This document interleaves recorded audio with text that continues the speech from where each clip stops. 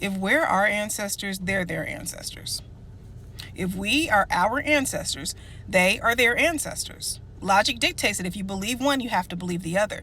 There is no good reason that any self-respecting black person should be undoing centuries of trauma-induced pattern recognition to prove that they are more progressive than other black people. Well, I can be friends with anybody. It doesn't really matter. Well, I don't care as long as they're nice to me. That is foolish. It's foolish. It goes against everything that we're taught. This period of rest that we're supposedly in, I don't think y'all are doing it right.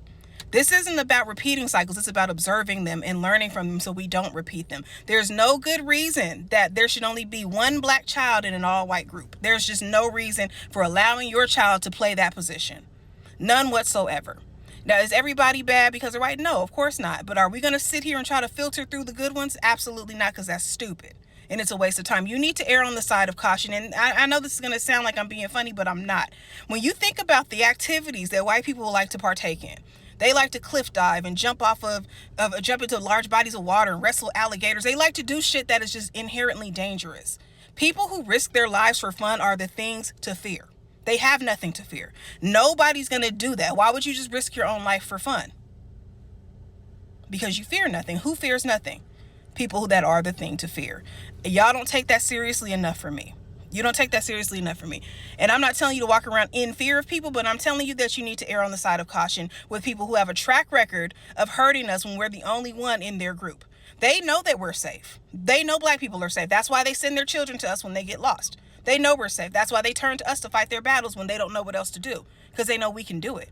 When they come into our spaces, they don't worry about whether or not they're going to be harmed, because they know that they're not. But every time we enter one of their spaces, somebody ends up dead. Somebody ends up harmed, comes up missing. And we keep repeating that pattern. Why? Moving your children to suburban neighborhoods doesn't make them any better than anyone else. All you're doing is removing them from people who represent them and their interests, people who understand them. Putting them in an environment where they are the only one of their kind is unsafe, because it puts a target on their back, especially with people who collectively have not changed. We're still seeing the same shit from the same people every single day. Our rights are being stripped away with the stroke of a pen. Black people are being found hung all over this fucking country. Like, why do we need so much emphasis for us to understand that certain things just aren't safe? It doesn't make you a bad person. Whether or not we're good-natured isn't up for question here. We've always been good-natured. Everyone knows that. So what exactly are y'all trying to prove by breaking these barriers that they don't want to break? They keep them in place for a reason.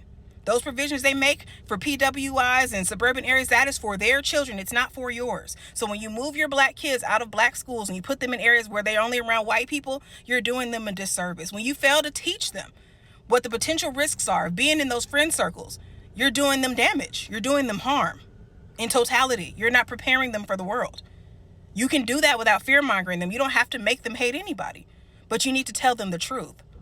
There is no way that young man should have been the only black person in that friend circle. There is no way he should have went out there on the water with those people.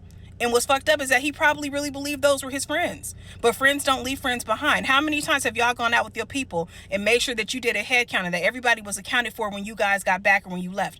Everyone does that. So why would you take a friend to a remote island where you can only access it by boat and then leave him there knowing he doesn't have his phone?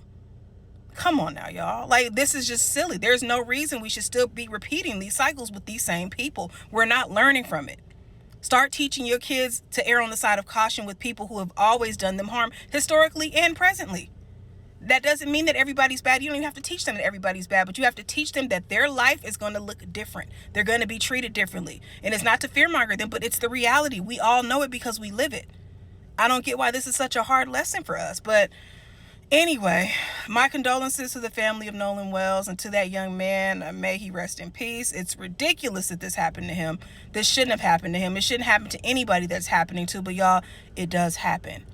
And this is one of those situations we control. We decide what friend groups we're going to partake in. And when they don't look like you, you might want to think twice about being the only one in that group, because history shows us, the present shows us that when we do that, only harm comes of it.